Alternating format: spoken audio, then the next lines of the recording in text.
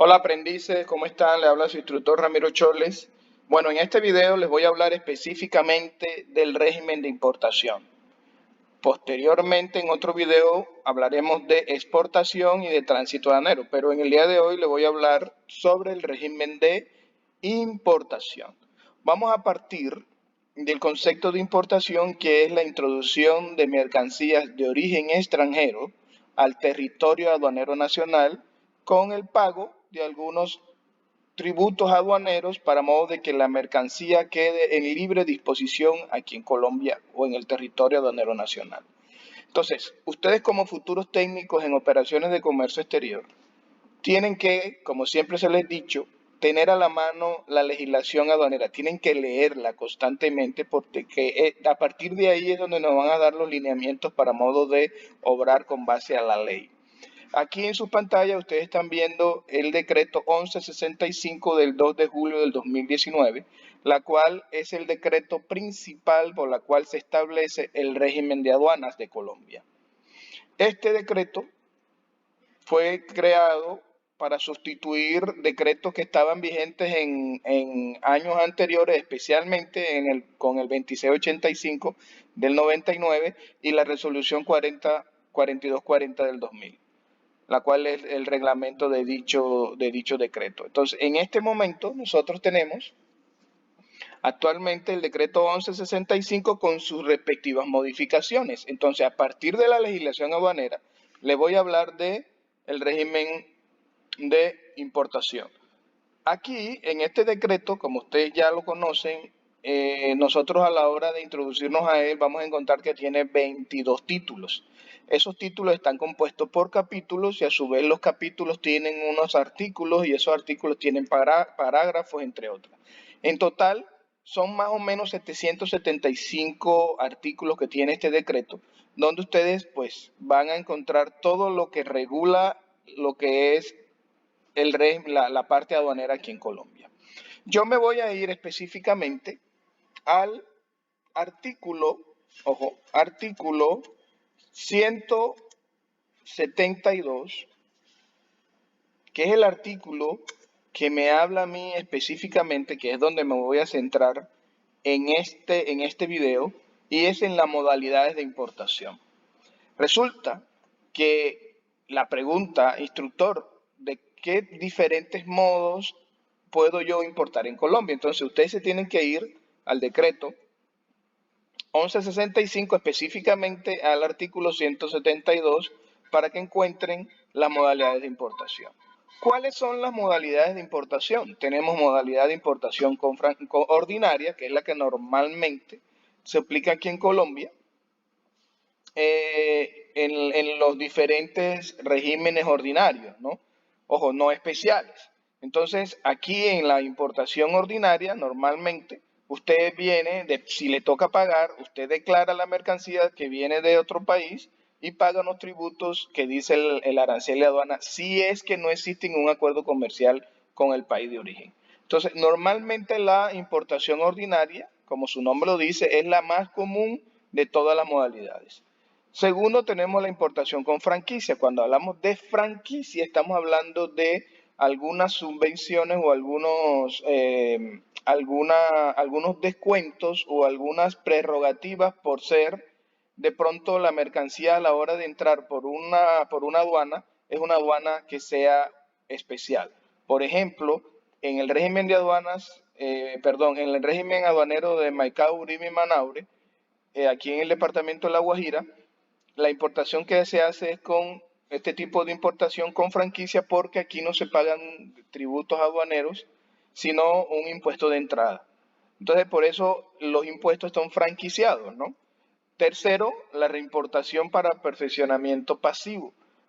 La reimportación es que fácilmente para que exista una reimportación, yo tuve que haber exportado anteriormente esa mercancía y reimportarla, o sea, traerla al territorio nacional para hacer un perfeccionamiento pasivo. O sea, para hacer algún cambio algún mantenimiento, entre otras cosas. Cuatro, que es la modalidad de reimportación en el mismo estado. Ojo, Yo exporté, por ejemplo, yo tengo una máquina, una tuneladora, yo la exporté para ofrecer servicios en otro país, para hacer túneles. Cuando terminó el tiempo de permanencia de esa máquina en el extranjero, yo vengo y reimporto esa máquina en el mismo estado. O en el mismo estado, no que yo voy a traer una tuneladora que tenga unas capacidades y voy a traerlo con mayor capacidad. Tiene que siempre importarse en el mismo estado, para eso existe la modalidad de reimportación en el mismo estado. La quinta, importación en cumplimiento de garantía, resulta, como su nombre lo dice, existe de por medio una garantía que yo voy a hacer valer a la hora de adquirir un producto. Entonces, eso se hace en esa forma. Sexto, importación temporal para reexportación en el mismo estado. En el mismo ejemplo que hablaba de la reimportación en el mismo estado, yo importé temporalmente una tuneladora porque yo la alquilé y cuando ya finalice yo la reexporto en el mismo estado. Esa es la modalidad que se utiliza ahí en ese momento. Séptimo, importación temporal para perfeccionamiento activo. Fácilmente yo traigo, importo una máquina para hacerle un mantenimiento, para hacer algunas modificaciones y listo, para modo de utilizarla en el territorio nacional, pero temporalmente. Después la reexporto. Importación personal para perfeccionamiento activo de bienes de capital. Por ejemplo, hay empresas aquí en Colombia que importan temporalmente maquinarias especializadas, como por ejemplo el sector minero. El sector minero viene y importa ese tipo de bienes para modo de hacer una actividad económica aquí en el país, pero se hace un perfeccionamiento activo cuando le hago una modificación o una transformación al producto como tal. Miren, si ustedes se dan cuenta en el régimen, la importación temporal para perfeccionamiento activo se divide en importación temporal para perfeccionamiento activo de bienes de capital, importación temporal en desarrollo de sistemas especiales de importación e importación temporal para procesamiento industrial. O sea, ¿qué hago yo? A través de las zonas francas, yo importo un producto o una materia prima para aplicarle una transformación, un procesamiento industrial y así exportarla posteriormente. El número 8, importación para transformación y ensamble, su nombre lo dice. 9, importación por tráfico y envíos urgentes. Esto es la modalidad que utilizan las empresas de courier o de mensajería internacional eh, para modo de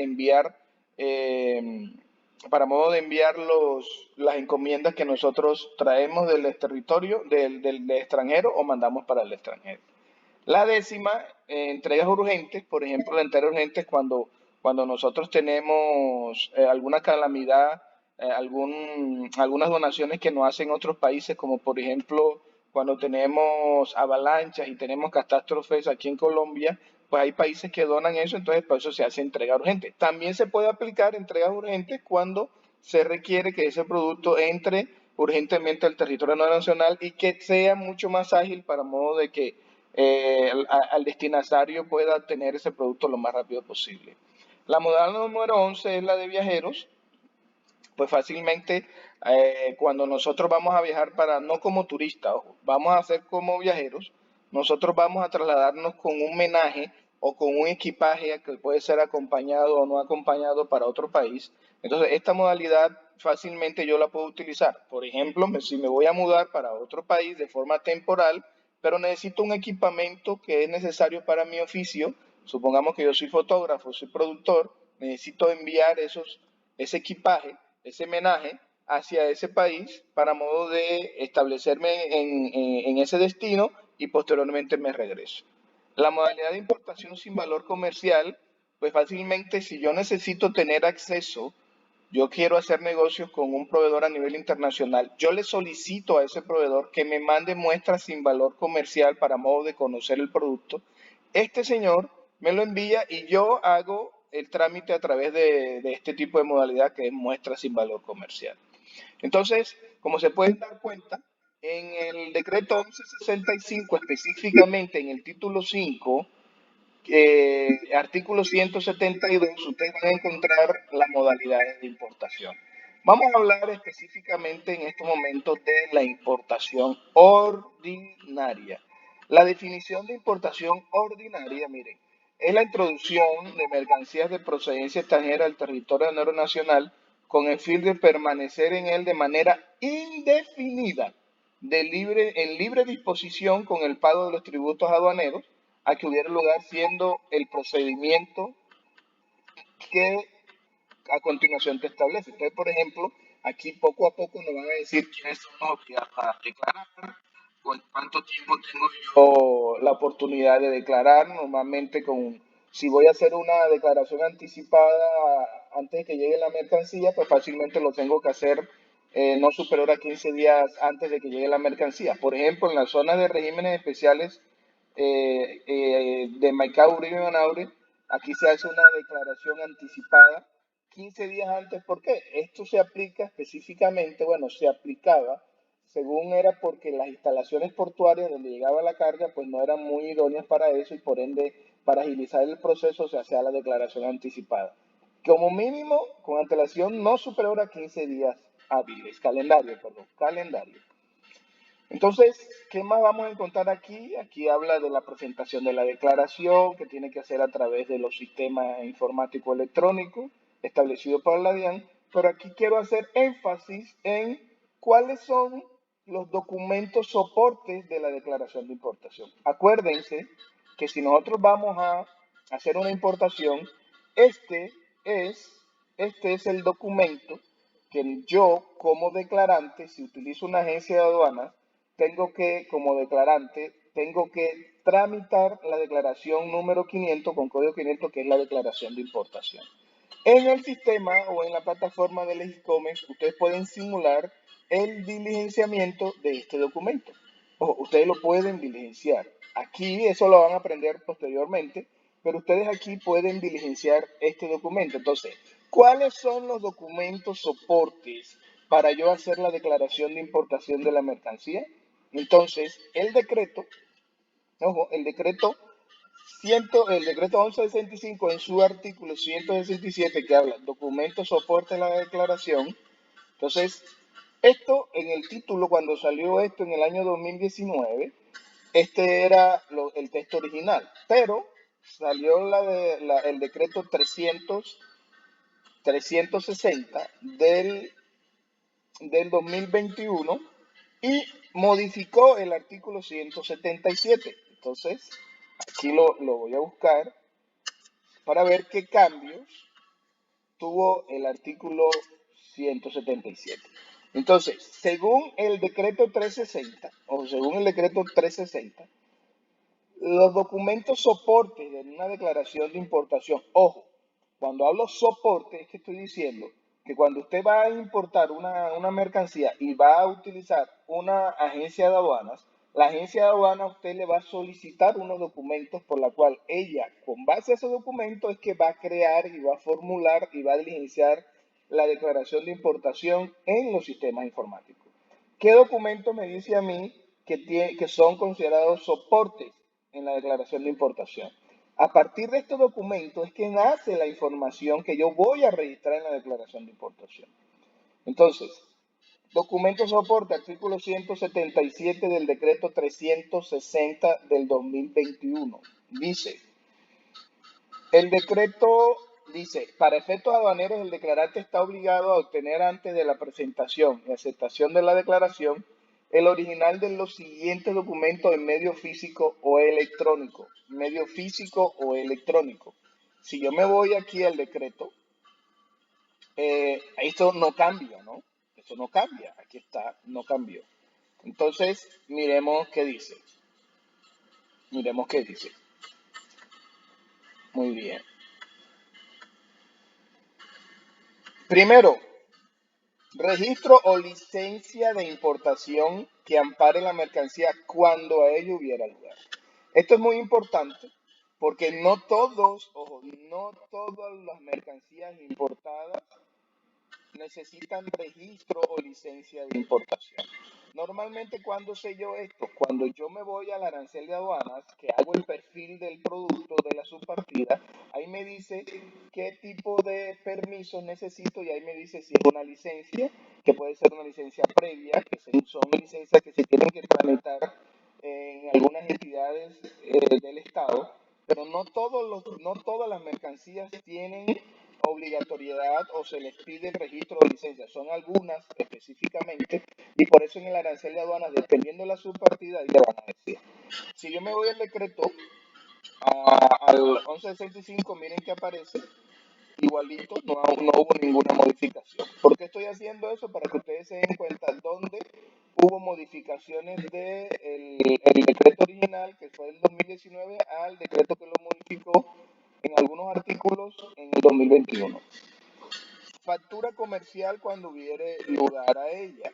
Factura comercial cuando hubiere lugar a ella. Aquí lo dice, factura comercial, da igual.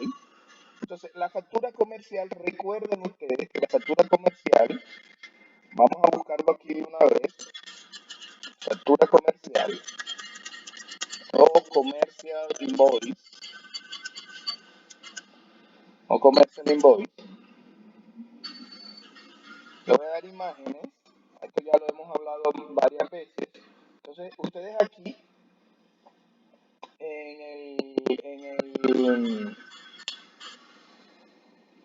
por ejemplo, ustedes van a encontrar, vamos a ver unos ejemplos de alguna factura, vamos a visitar, para que nos muestre ejemplos de facturas comerciales.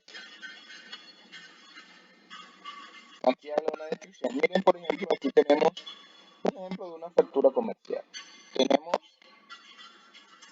las partes de la factura, nombre del exportador o el vendedor, número de la factura, la fecha de embarque. Si esa mercancía va a ser pagada por una carta de crédito, tengo que establecer aquí el número de la carta de crédito, el número del BL o de Airway Bill, o sea, el número del documento del contrato de transporte, qué tipo de moneda se hace la negociación, el país de origen y qué condiciones de venta o lo que se llaman los Incoterms voy a utilizar. ¿Qué tipo de Incoterm voy a utilizar? Consigne me habla a nombre de quién va consignado la carga, ya sea puede ser por un agente de carga internacional o por cuenta propia a través del nombre del mismo importador. Transportación, qué vía, el número de paquetes, cuánto es el total de la factura y toda esa parte. Aquí se describe el producto, la descripción del producto, la cantidad, el peso, el precio unitario y el total a pagar, el monto total a pagar. Aquí se especifica el nombre del vendedor, el cargo y la fecha. Esto es lo que me dice a mí el documento número 2 del artículo de la modificación que se le hizo al decreto 1165 a través del decreto 360 del 2021. Entonces, factura comercial, si hubiera lugar a ella. Documento de transporte. Recordemos que el documento de transporte, dependiendo el modo de transporte, pues así se llamará el documento de transporte. Entonces, el documento de transporte vía marítima, utilizando el modo marítimo, se llama BL o Bill of Lading.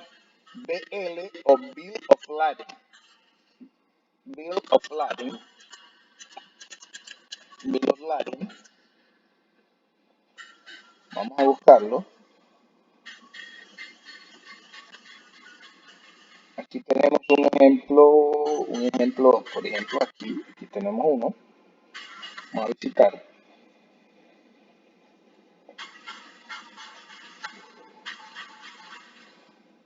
Entonces, por ejemplo, aquí podemos darnos cuenta aquí podemos darnos cuenta qué es un BL, cuáles son sus partes. Vamos a darle a abrir. Y miren, aquí tienen ustedes un ejemplo de un BL, ¿no? Acuérdense que el BL es el documento de transporte. Cuando nosotros vamos a utilizar una empresa transportadora, normalmente se despiden dos documentos. El documento que siempre va a ir acompañando al contrato de transporte se llama manifiesto de carga o cargo manifest. El manifiesto de carga hace específicamente referencia a toda la carga que trae el medio de transporte, o sea, toda la carga que trae, cuántos BL trae. Entonces, eso es lo que se llama el BL Master, que es el que agrupa todos los BL. Recuerden que cuando una empresa transportadora transporta o traslada mercancías, está trasladando mercancías de muchos clientes a diferentes puertos. Cada uno de esos clientes se le hace un contrato de transporte que se llama BL. Pero el manifiesto de carga es el que agrupa y hace referencia es a todo el medio de transporte, cuánta carga lleva, toda esa parte. Pero cuando hablo del documento de transporte, del contrato de transporte, estoy hablando del contrato que existe conmigo, que soy el dueño de la carga, para con ellos, que son los transportadores. Las obligaciones mías es pagar el flete y la obligación de ellos es entregarme la carga así tal cual como lo convenimos en el puerto donde definimos. Entonces, este es un BL, un ejemplo muy claro. Aquí es donde se liquida lo que yo pagué por el flete o por el transportar de un país a otro. Entonces, miren que estoy siendo muy específico para modo de que ustedes tengan mayor claridad con respecto al proceso de importación.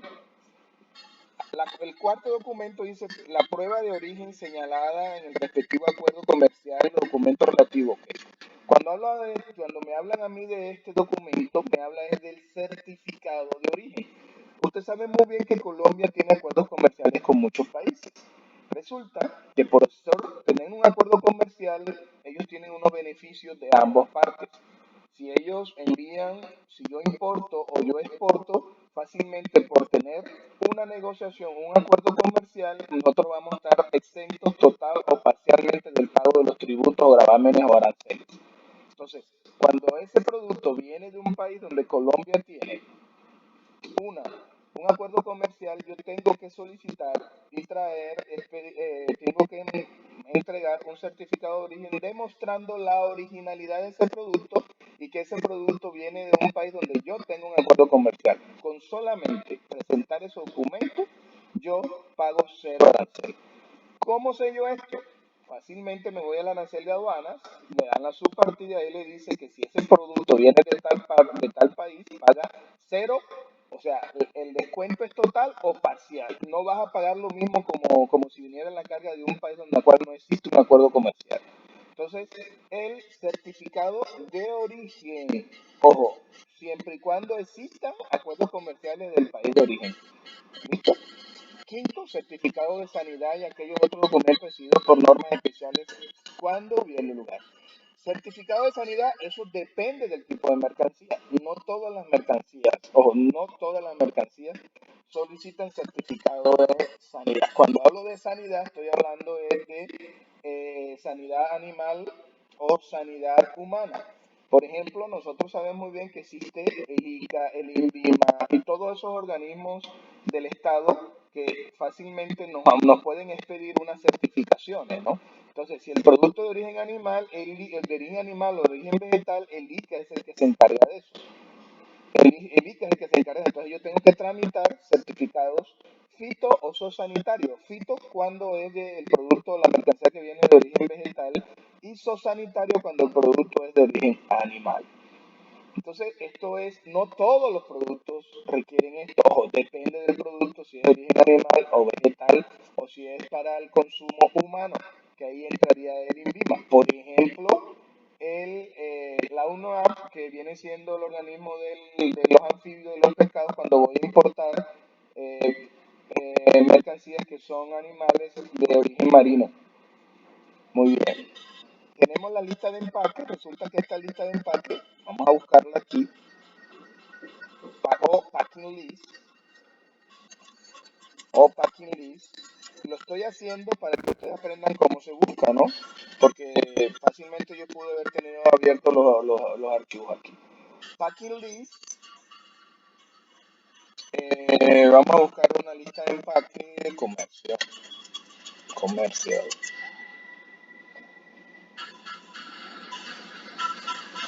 Por ejemplo, el packing list habla específicamente, de pronto ustedes se preguntarán, ¿cuál es la diferencia entre el packing list y la factura comercial?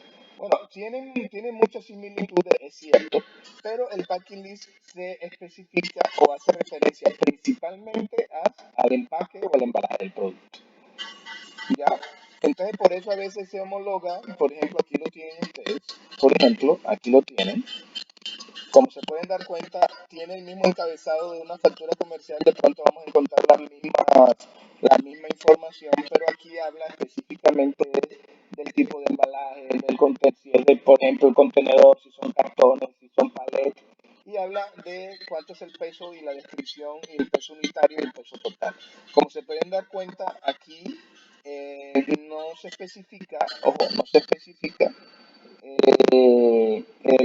por ejemplo, miren aquí, aquí les estoy mostrando una factura comercial y facsimile de una vez. ¿Lo ven? Aquí está. Ya lo ven. Y facsimile. Por eso se puede hacer entrega. Si falta la factura comercial, también se puede hacer entrega de la lista de empaque. Pero hace referencia, la lista de empaque hace más referencia a esa, al embalaje del producto, del embalaje del producto. ¿Listo? Entonces me regreso aquí al decreto 360 y me voy al documento soporte número 7. El mandato,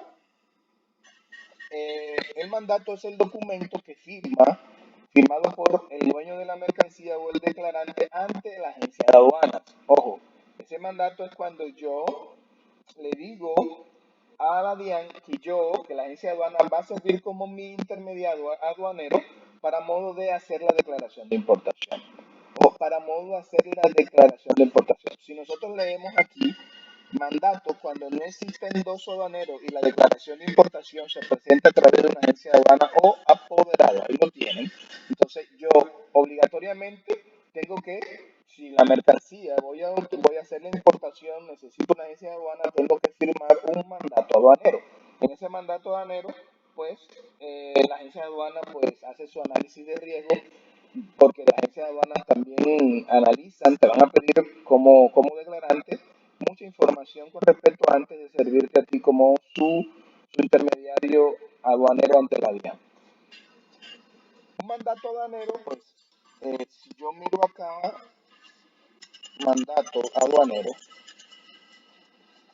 por ejemplo, le doy imágenes, si yo lo leo,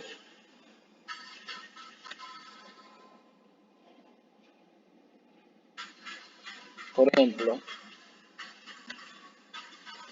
¿qué información voy a encontrar? Por ejemplo, mirenlo acá. Señores, Dirección de Impuestos Aduanas Nacionales, ahí lo dice, ¿a dónde van? Número de contrato de mandato con representación. Aquí dice razón social, tal, que es el que especifica. Y le tengo que dar el nombre de la agencia de aduanas. Si lo ven, doy mi NIC y mi domicilio principal y el de ellos. Y miren lo que dice el texto. Respetados señores, los suscritos manifestamos que se ha celebrado un contrato de mandato entre las partes identificadas arriba, en virtud del cual el mandante confiere mandato aduanero a la agencia de aduana para que adelante en nombre de aquel todas las gestiones de índole aduanero que sean necesarias en relación con la mercancía del mandante. Entonces miren que aquí están algunas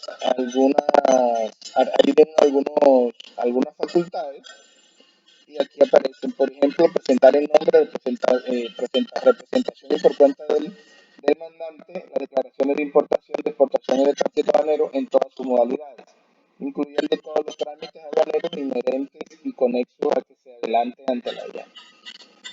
La agencia de aduana declarará las mercancías según los documentos. Ojo, aquí hay que hacer algo muy claro. Las agencias de aduana solamente tienen la obligación de servir como intermediarios aduaneros, no como transportadores.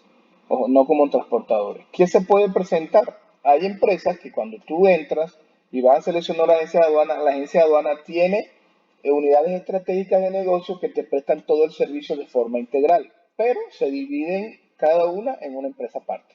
Agencia de aduana es aduana, transportadora es transportadora. Hay unos servicios que ellos te pueden ofrecer, como por ejemplo el trámite de las licencias y de los permisos especiales. Ellos te piden, ellos te hacen ese trámite, si usted no sabe cómo hacerlo, pero para eso vienen y le pagan. Entonces, esto es un ejemplo de un mandato aduanero. Si no lo conocían, pues ahí lo tienen. Declaración andina del valor y los documentos justificativos de esta declaración se hace cuando el producto viene de países que hagan parte de la Comunidad Andina de Naciones y que tengan un valor superior a $5.000. Entonces, este producto, la declaración creo que viene siendo la 550, si no se me olvida. Vamos a ver aquí el simulador, la declaración andina del valor. Vamos a ver. Aquí está 560, ¿ves? Aquí está la 560. Vamos a hacerlo un poquito más grande para que ustedes logren verla. Vamos a hacerlo más grande aquí en la declaración. Perfecto. Aquí está. Aquí la tenemos. Entonces, esta es la declaración de importación y esta es la declaración andina del valor. Ahí están cada una de sus casillas. Aquí se declaran también. Entonces, este es otro documento que soporta la declaración de importación. Declaración de importación. Me regreso al decreto y me voy al inciso número 9. Copia de la declaración de importación y documento que acredite la operación de importación. Esto cuando son no para modalidades de importación ordinaria, sino para otras modalidades, como aquí lo dice. Modalidades de reimportación en el mismo estado y reimportación para perfeccionamiento pasivo en términos establecidos en el presente decreto. Pero eso siempre y cuando se haya hecho una declaración, una exportación previamente y se hace el proceso de reimportación. Décimo, las autorizaciones previas establecidas por la Unidad Administrativa Especial de Impuestos de Aduanas Nacionales para la importación de determinadas mercancías, siempre y cuando lo hubiera, ¿no? Hay unas mercancías que tienen unas autorizaciones previas o licencias previas, como por ejemplo los precursores químicos, los combustibles y todo eso, pues necesita fácilmente tener unos vistos buenos, unas licencias previas. 11. Documentos de constitución del consorcio o unión temporal cuando los documentos de transporte y demás documentos soportan la operación. Esto cuando hay una negociación con consorcio para sacar adelante unos contratos a nivel nacional que son la unión de varias empresas a nivel nacional e internacional. Entonces se hace el documento de la constitución de dicho consorcio. Pero eso no aplica para todos, siempre y cuando exista una importación ordinaria cuando se aplique para este tipo de casos. La 12, el NUCIR, puede ser el certificado de marcación física o electrónica pedida por el sistema técnico de control vigente para los bienes sujetos al pago de impuestos al consumo de que trata la ley 223 del 95. Esta ley pues establece algunas reglamentaciones especiales para tipos de bienes que son cigarrillos, automóviles, bebidas alcohólicas. Entonces, si su producto, usted no está importando este tipo de producto, pues usted no necesita eso. Eh,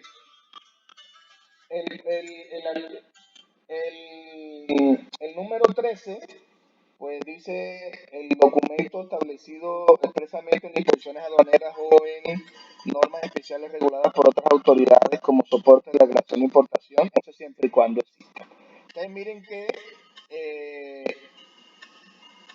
aquí aparecen ya los documentos soportes de la declaración de importación. Esto, si yo me regreso a, al decreto 1165, si hay unos cambios, por ejemplo, dice lista de empaque, mandato, declaración andina, documentos, unir. Realmente no es que se haya muchos cambios, pero aquí aparece específicamente. Haciendo precisión en dónde, en el decreto 360.